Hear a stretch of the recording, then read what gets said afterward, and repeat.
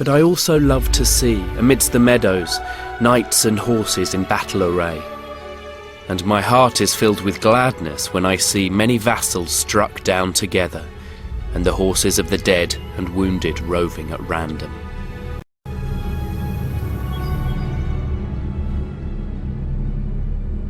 Chivalry found its ideal in Edward, the Black Prince.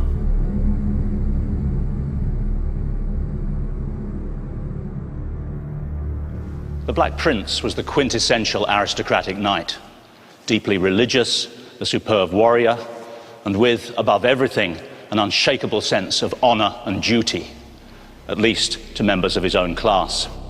He could be merciless to anybody else. Some people say he got his name from his distinctive armor, burnished and darkened for battle.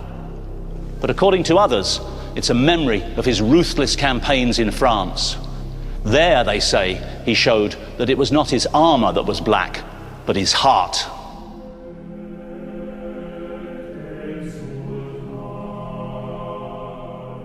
The French city of Limoges had sworn allegiance to the Black Prince. But in 1370, the citizens went over to the King of France. The Black Prince was furious that they had broken their oath. In his eyes, a treasonable act.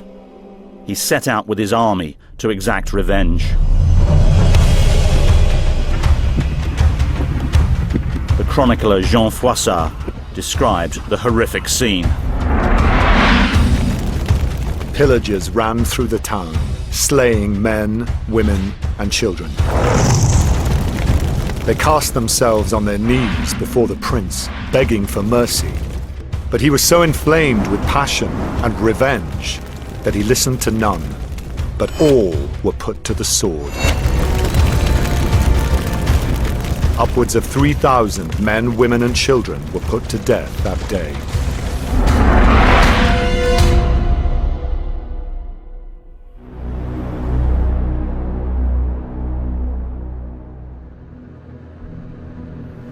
What happened next highlights the startling inequalities that lay at the heart of the code of chivalry. While the ordinary French townspeople were butchered, the enemy French knights met a very different fate. When it was clear that they had lost, they appealed to the Black Prince. "My lords, we are yours. You have vanquished us. Act, therefore, according to the laws of war." "By God," replied the prince's knights, "we would do no otherwise and accept you as our prisoners." According to the code of chivalry, on the medieval battlefield, fellow knights, even on opposing sides, looked after their own class. It was the lower orders, the commoners, who paid the price with their lives.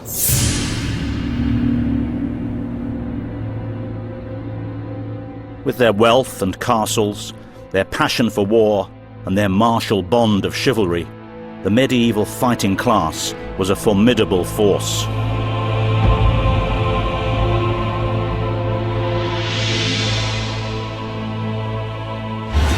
Aggression and bloodlust ran in the veins of the warrior caste. And just as they themselves held down the peasantry, so too this aggressive and competitive class had to be held in check. The man to do this had to be unique, set apart from the rest of humanity. Chosen, in fact, by God.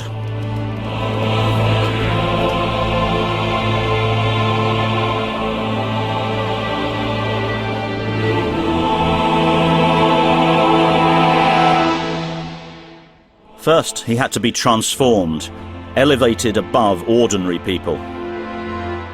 It is here, at Westminster Abbey, that this extraordinary transformation has taken place, ever since the time of William the Conqueror. The coronation ceremony evokes the mystical names of Jesus and Solomon. It turns a man into a leader touched by divinity. For nearly 1,000 years, every English monarch has walked down this aisle to be transformed by an ancient ceremony, the coronation. With its roots going back to the Old Testament, this was far more than some elaborate ritual designed to impress the population. To the medieval mind, this was the precise moment when God singles out one person, his chosen representative on earth. Sheltered beneath a canopy of silk borne on 4 lances, the new king made his way towards God's intermediary, the Archbishop of Canterbury. The king knelt before this altar and swore a solemn oath. He promised to protect the church, to repress wrongdoing, and to administer justice. As he rose, the choir began to sing.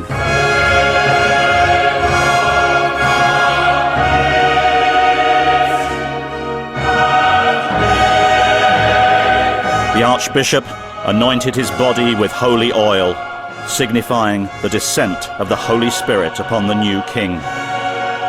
He is given the golden orb and scepter, symbols of God's power on earth and of royal authority. Then the crown is placed upon his head. The transformation was now complete. He who had been a mere mortal emerged as the Lord's anointed.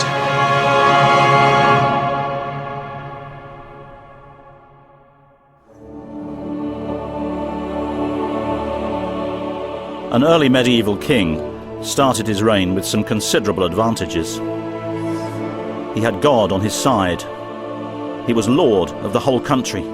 He could give or take away vast tracts of land, castles and property.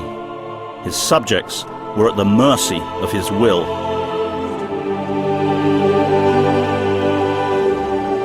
There's no doubt that for aristocrats, staying close to the king was crucial, but not too close. As a contemporary wisely observed, a king is like a fire. If you're too far away, you freeze. If you're too close, you burn.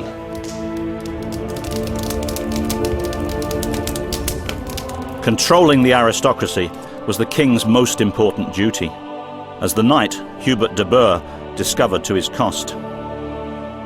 His vast estates, stretching from Norfolk to Somerset, made him one of the wealthiest men in 13th century England.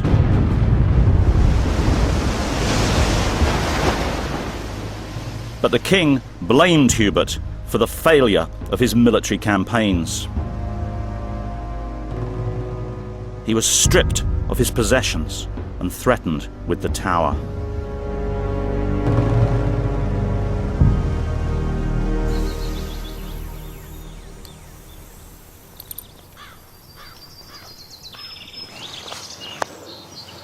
A king might be lord of the whole country, but how could he exercise real power over an entire kingdom at a time when nothing moved faster than a horse?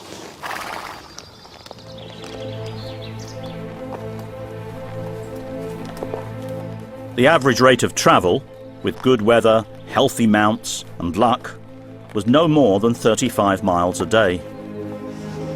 To get a letter from one end of the kingdom to the other and a reply might take 3 weeks, by which time an ambitious aristocrat could have seized an entire region.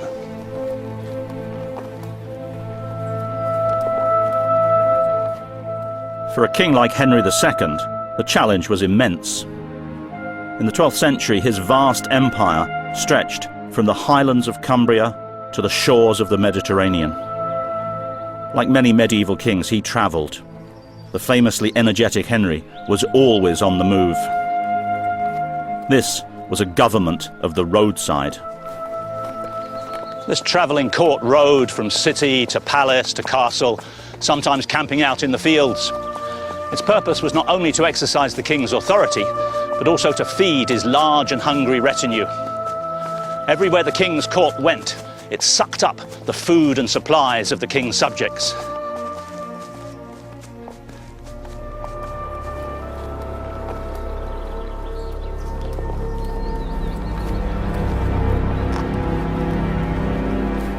According to the courtier Peter of Blois, travelling with the king could be a grim business.